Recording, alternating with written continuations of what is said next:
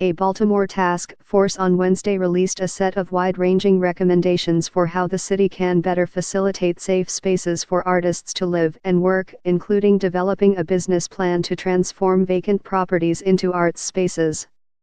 The suggestion to utilize vacant properties was one of more than 40 recommendations Mayor Catherine Pugh's Safe Arts Space task force made after working for the past year to address the many issues surrounding Baltimore's lack of safe and affordable spaces for artists.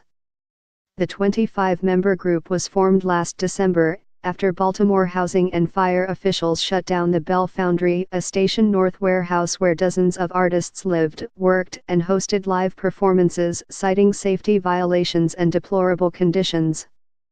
The closure came days after a warehouse fire at a similar DIY arts venue in Oakland, California, killed 36.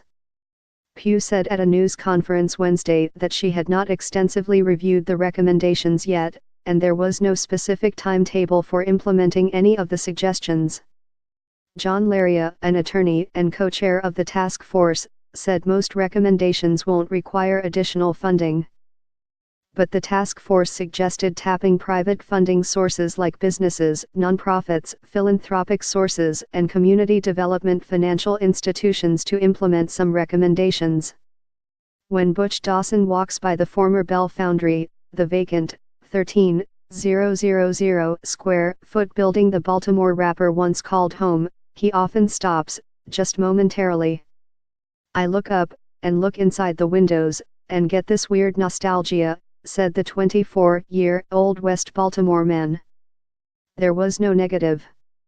When Butch Dawson walks by the former Bell Foundry, the vacant, 13,000 square foot building the Baltimore rapper once called home, he often stops, just momentarily.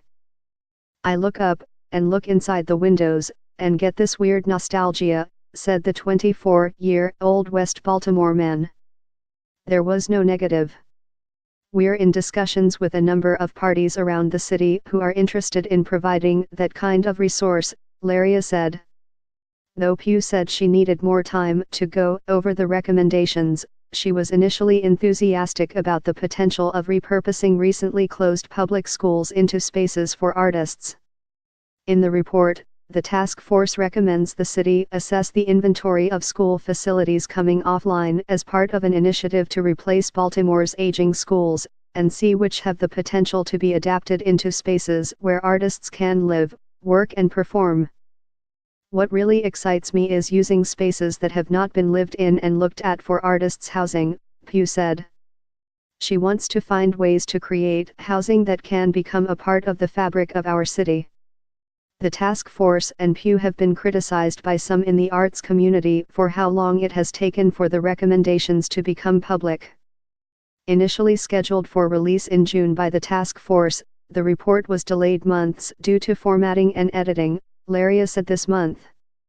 On Wednesday, co-chair Franklin McNeil outlined the task force's year-long process, and how it gained insight and feedback from artists through an anonymous survey and a public forum.